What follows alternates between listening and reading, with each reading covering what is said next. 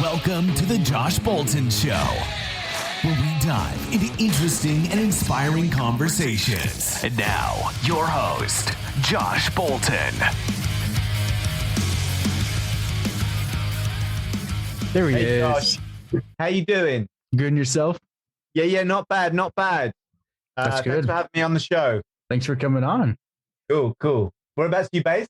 LA area.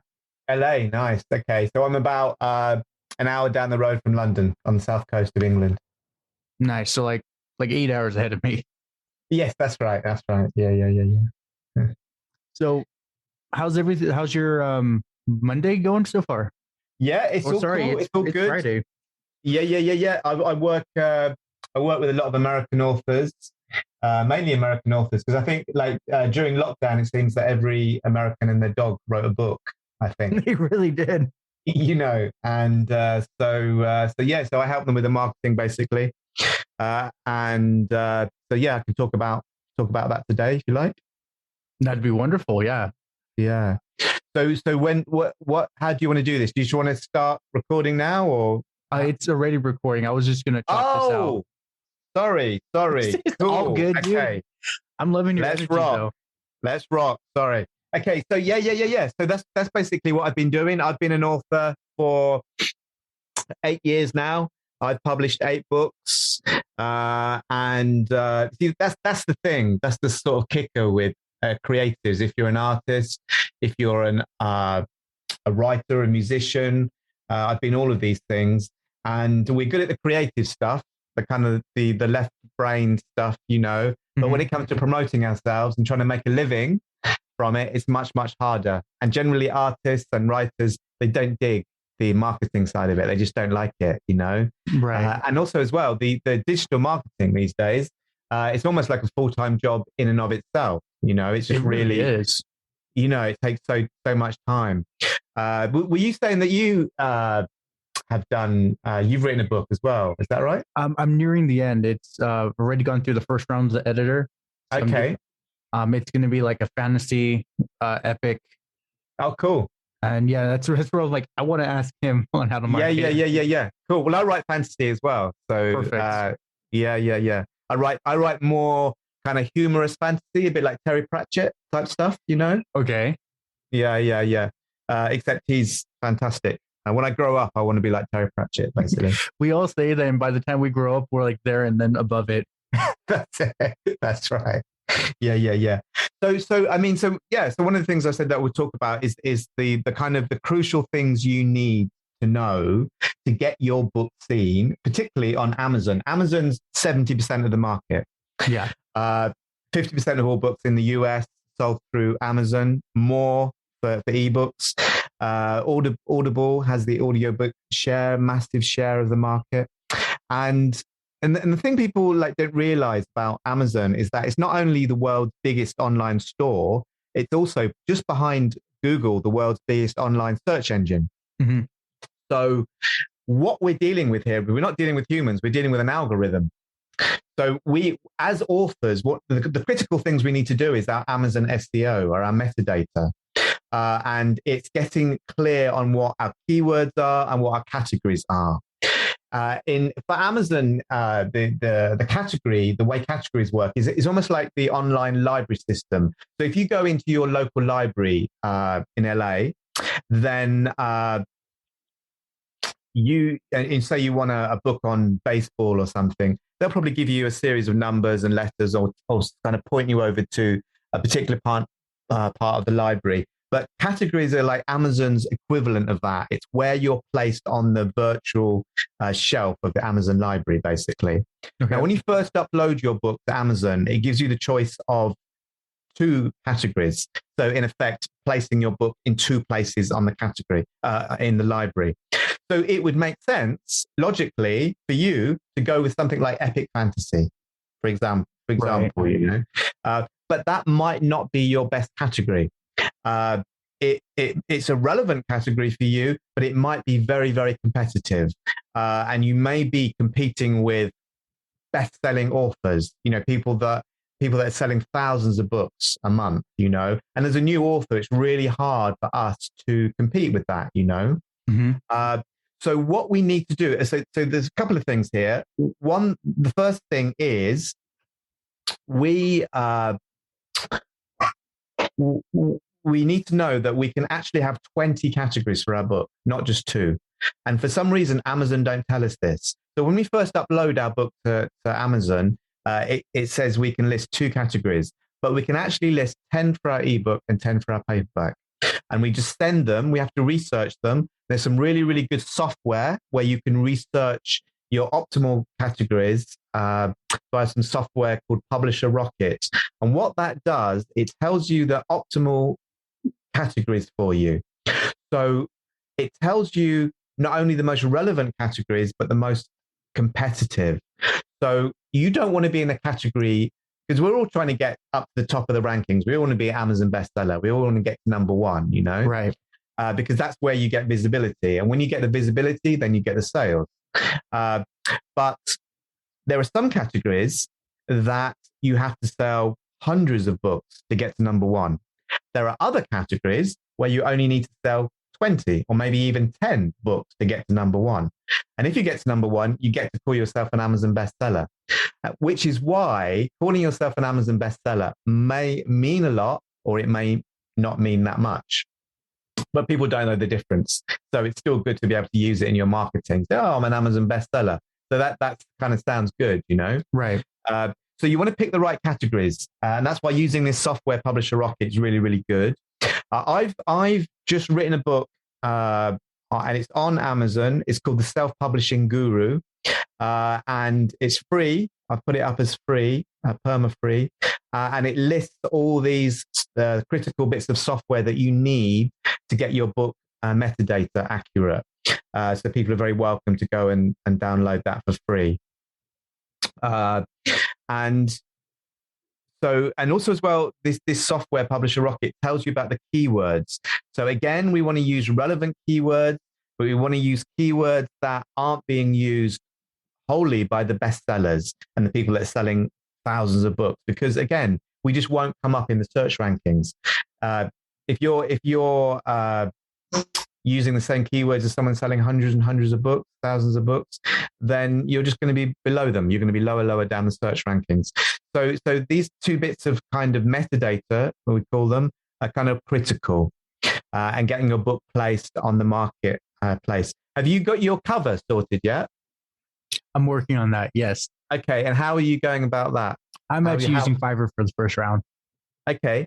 But how are you deciding what kind of cover to use? I told the artist, look similar to like something like George R.R. Martin or whatever, but don't like directly copy them, but similar but different. Okay. Well, you've hit the nail on the head there, because that's one of the important things. We have something like, they say we've got something like 5 seconds now. I think it's less. I think it's 3 now. 3, gone down to 3. Wow. Okay. So that's nothing, is it? That's nothing. And when you think about it, when a lot of people are looking on their phones and they're scrolling on their phones, what is that's going to make someone stop and click on your book? It's going to be a genre relevant cover. There's going to be a cover that they recognize as being in a genre that they like reading in. Mm-hmm. So you're doing exactly the right thing you should be doing in getting a cover that's in keeping with the big names in your genre. Because then people will stop on that, and then it's your reviews, how many reviews and how positive your reviews are, and then your blurb is really, really important as well. And you can look at the bestsellers in your category, in your genre, see how they're writing their blurbs. And I quite often template blurbs. So I'll copy 2 or 3 of the best-selling books, blurbs, put them into a Word doc, and I'll rewrite them with my content. And in that way, because, some of these, getting your own blurb, just a chapter of blurb written can be like upwards of $500. Yeah, that's how much it can cost. And we can't afford that. Most of us can't afford that as first-time authors, Right. So learning to write our own blurbs is really important. And templating is a way that we can experiment with that. So that's a good thing to do. Also, other important things to think about is your what they call A+ content now. Okay. So A+ content is the ability to put images on your Amazon book page. and it can just be another way to market ourselves. It can be, so whoever does your book cover can use those same images to create A+ content for you. And it can be just another way to bring people into your world, to say more about your characters, to flesh out your world a bit more. And it's just a visual way of hooking people in on the page. And if you look around at some of the bestsellers now, you'll see some good examples of A+ content if you scroll down to about midway through the book page. Interesting. And below that, you have something called editorial reviews.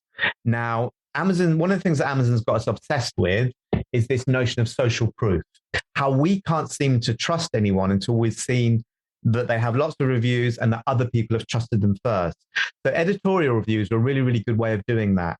If we can get reviewed by a blogger, so a high-ranking fantasy blogger, for example. In my book, The Self-Publishing Guru, I've got a whole list of places that you can find these bloggers, and also find book promotion companies that are good, will be good for fantasy as well. So editorial reviews, people that are seen as authorities in your field that can vouch for you. And if you can get 2 or 3 editorial reviews, you can put them in below your A+ content. And if they're really good, I would even put them above your book blurb, just to show that social proof. I think it really, really works well. And so those are some of the critical things, basically, to do to set up your book page. So the other, and how are you thinking about promotion for your book? Have you got any ideas about that?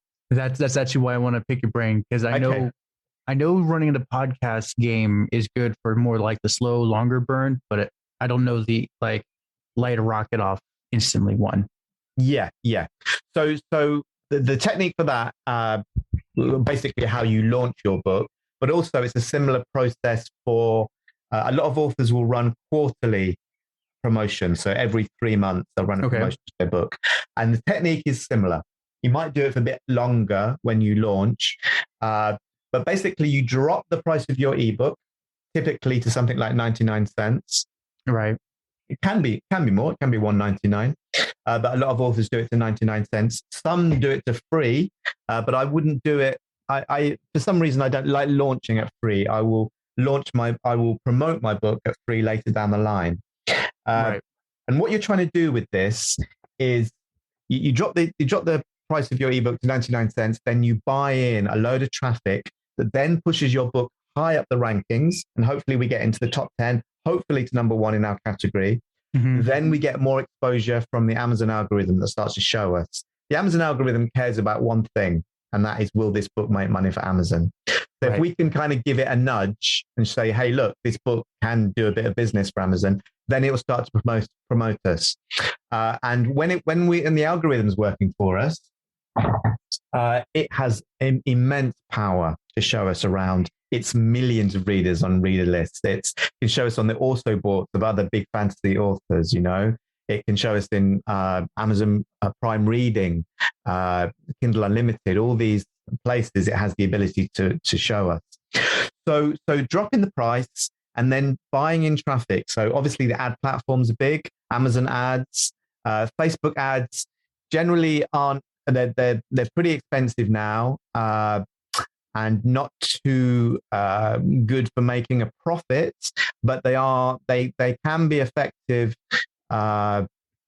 for promotions and launches, to get the book out, just to make a bit of noise around the book, because they're very good at targeting your exact reader demographic. So you'll be able to target people that are living in the US or Australia, all the sort of English speaking countries that have got a Kindle, that are into fantasy, that might have brought a book by George Martin, so you can really you can laser target your traffic. BookBub ads are also very good. They're good for fantasy. What is it called again? BookBub. So that's book, B-U-B.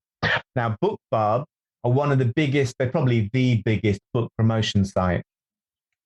Okay. And they have millions of readers. And getting a BookBub promotion is something that you can apply for. You're not guaranteed it, but if you do get it, you can get thousands and thousands of downloads. It can be a really, really good bit of exposure for you. And they have their own ad platforms. So I'd always recommend people try and get their launch promotion, where they'll push you out to their email list of, as I say, thousands and thousands of people that they know would like fantasy, for example. And what they do, they'll send out an ad saying, Josh's book is launching today. It's discounted to 99 cents. And then put a picture of your cover up there. And you know that you're getting seen by thousands of fantasy readers. So it's really, really good targeted traffic. And you can back that up with an ad on BookBub as well. And BookBub ads are quite intuitive. There's a really, really good Irish indie author called David Gochran, and he runs free tutorials on BookBub on YouTube, just like walkthrough tutorials. So they're very easy to follow. And then, of course, you've got Amazon ads, and Amazon ads are very intuitive. There's a really good free Amazon ads course that's listed in my book that can get you started on Amazon ads. It's quite an intuitive platform, and you can manage your budget. You can set limits to how much you spend on Amazon. It's much easier to control how much you spend as opposed to Facebook. I've lost so much money on Facebook. I've just wasted thousands. Remember that Tom Hanks film, The Money Pit? Yes. It's like a really old film. Basically, he buys his house and it's destroyed. And all his money evaporates trying to do it. And that's what Facebook ads have been like for me. I just lost so much money trying to get them to work. And I have got them to work now, but they are expensive. So these ad platforms. And then so these book promotion sites, BookBub being the biggest, are also good to do. And Goodreads. So if you're, say again? Goodreads, they're not a book promotion site. You can do a giveaway on Goodreads, but they're quite expensive to do that. And it's kind of negligible from my experience how effective they are. Okay. There's a free version of Goodreads called Library Thing. And you can do a giveaway on Library Thing for free. You can give away your ebook for free, as long as it's not in Kindle Select, because that means that you're exclusive with Amazon. Okay. So these book promotion sites, BookBub being the biggest, and there's Free Booksy and ENT and a few different ones. Again, I've got a list of them in my book. And the trick is with that is that you don't want to book them all on the same day, because the Amazon algorithm, they like consistent sales over the course of a week or 2 weeks. Right. They don't like because a mistake a lot of authors do is they just go for the big hits. They'll book all their ads and promotions all on their launch day, and they'll sell, maybe even 1,000 copies or a few thousand copies, have a huge spike for the algorithm, then drop off, and then not so many afterwards. And I think it's just obvious to Amazon that author's brought in a whole bunch of promos. Anyone can really do that. So what we want to try and do is kind of mimic consistent sales over time. So book these book promotion sites in every couple of days, every 2 or 3 days, and alongside the ad platforms. And then as well, podcasts are really good. So you're a member of Matchmaker.fm, aren't you? Yes, I am. So I think that's where I made contact with you. I mean, that's a good place to make contact with other podcasters. There's all sorts of databases online where you can find out about podcasts. And I just book up as many as possible and, chat away like this for an hour and, just try and reach as many people as possible. But another thing to say about that is that I wouldn't do the podcast. I would book them up in advance, but I wouldn't do them until my book is actually on Amazon. So then you can talk about your book so people can listen to the podcast and then go directly and get it on Amazon, That happened to me. I went on a buddy's show. He came on mine when I first started. So like, oh, hey, I'm trying to get on other shows. I'll get on yours. And he's like, cool. And as we're talking, I told him the same thing. I'm like, I was giving the concept, the story, and the idea, and like 3 people in the chat, because he was live streaming, were like, "Oh, we want to buy it." I'm like, "It's not made yet." Yeah, I know. And what people are going to do, they might write it down, and they just forget. People forget. We're bombarded with so many books and adverts these days. So so that's a really good thing for people to be aware of, to be able to have their book online, so they can send direct people there. Right. And also as well, getting people onto your email list. I mean, are you thinking about writing more fantasy in the future? Yes. Okay. So if you want a career as an author, and even if it's just going to be a part-time thing, you want to get as many people, as many readers onto your own newsletter list, so you can market to them. Not only that, you can. So now I've got about 4,000 people on my email list, and I use them for beta readers. I can get them to share my launches on their social media platforms. I can get them to leave me reviews. I can promote and market to them. And they can become really, really valuable resource. So a really good platform. So another aspect of this is trying to make networks with similar authors. So linking for you, that would be linking up with other fantasy authors.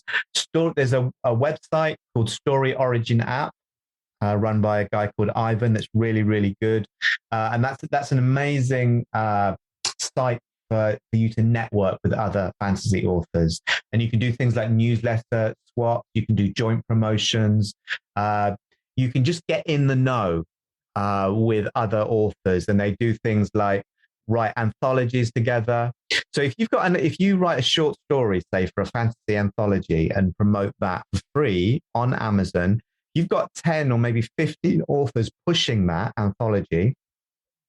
That is an amazing amount of free promotion for you, being spread out over loads of people's email lists and loads of different networks. And you can link back in these free anthologies back to your website or your email list or your books on Amazon. And that can be a really, really effective thing. Awesome. So then I'm kind of catching where you're going. Do we need to make a website for as an author too? To send people to?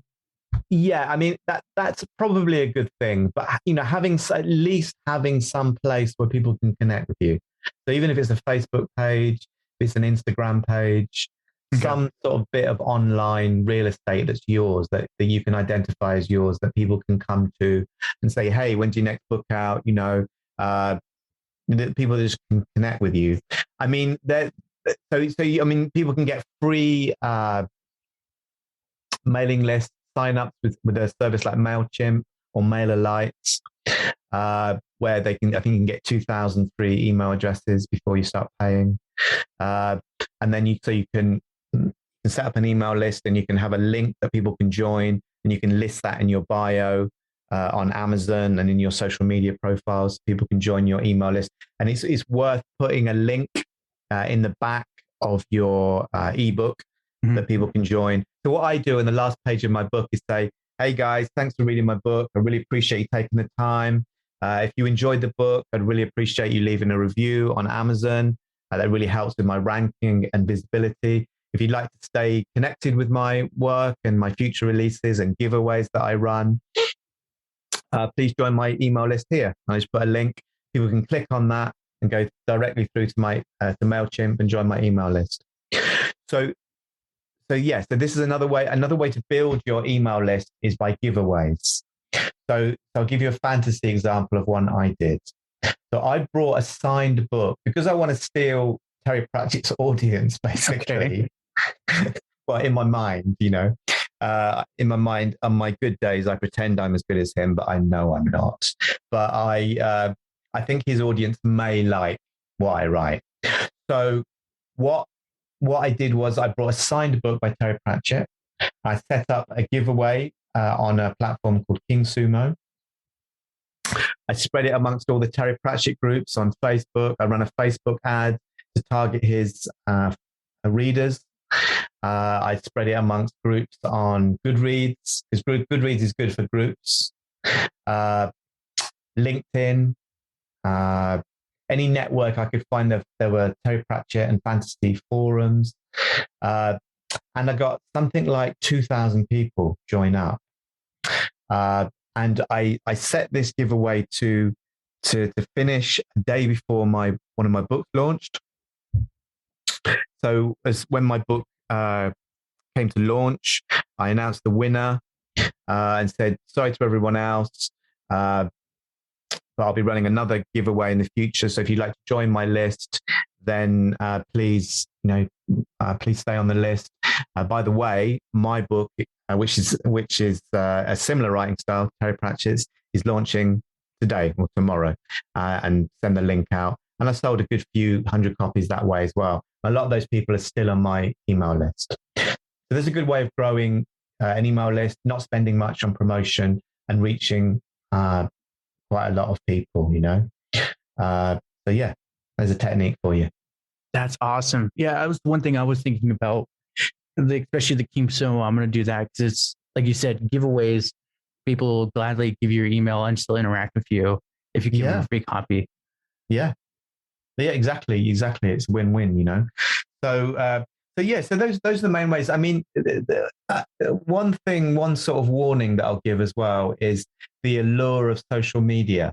Sort of social media offers us the promise to reach, this thing about going viral and reaching hundreds of thousands of people.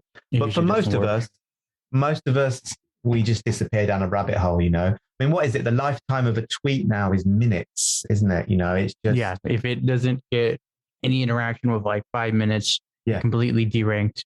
Exactly, because it all works on engagement now, So what my feeling is that it's good to keep a presence on social media, but not to waste too much time doing the following and unfollowing and, and overly worrying about replying to every comment and all of that stuff. Because, they say that the best marketing for any author is just to write your next book.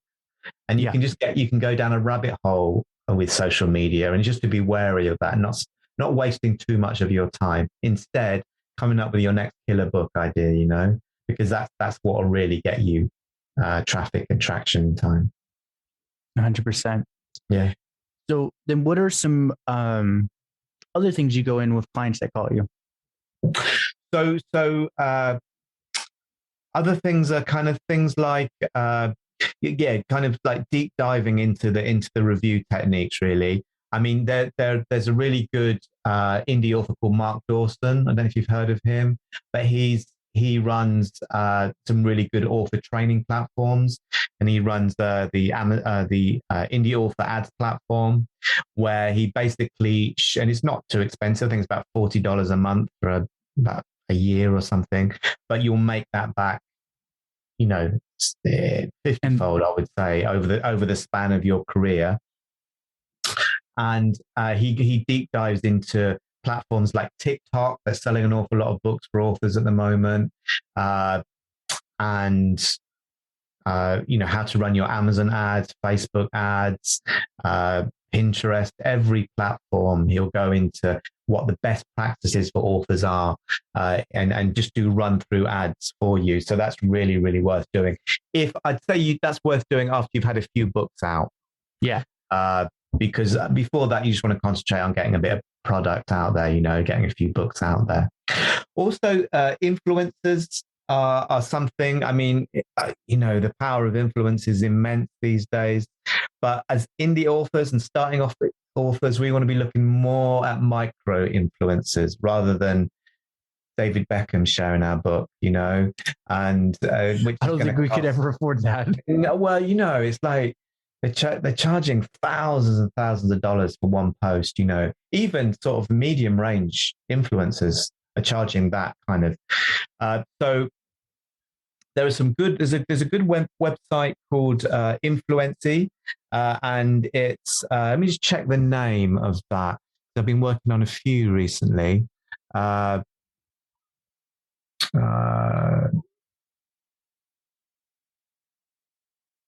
Influency, and how's it's it where you. So let me. Sorry about that. No, it's okay.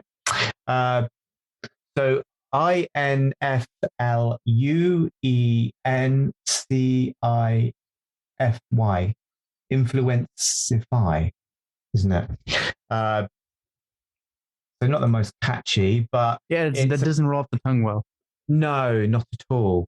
But it's a really good place. I've been using it to connect with influencers, to share a giveaway that I'm running at the moment, and to write reviews for a book that I've got coming out. So I've been sending out lots of copies, PDF copies to influencers, mid-range, they call micro influencers to promote my book. And that's looking really, really good. This is only something that I've been working on over the last sort of 3 to 4 months. But it's a good way of reaching a lot of people, thousands of people, for not much money. So it's kind of, it's a way just to basically get yourself on that ladder. So that's a good website to join. But all of these links, everything I'm talking about, are all listed in my book marketing resources book, which is called Self-Publishing Guru, which you'll find on Amazon.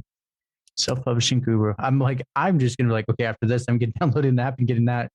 Yeah. Basically, like I've worked with over 200, mainly, as I say, American authors over the last, especially through lockdown, just because lockdown was so grim and I got so bored. And I can only write so much. I can write for about 3 or 4 hours and then my brain goes numb and I've got to sort of talk to someone. I like talking. So I can then I want to talk to someone. So then I started just, doing these Zoom coaching sessions. And so all of the resources that I've learned that work well for different types of authors, I've listed in there as one big resource place. So that's been quite good. Anyway, I'm going to have to get off now because I've got another client coming up very, very soon.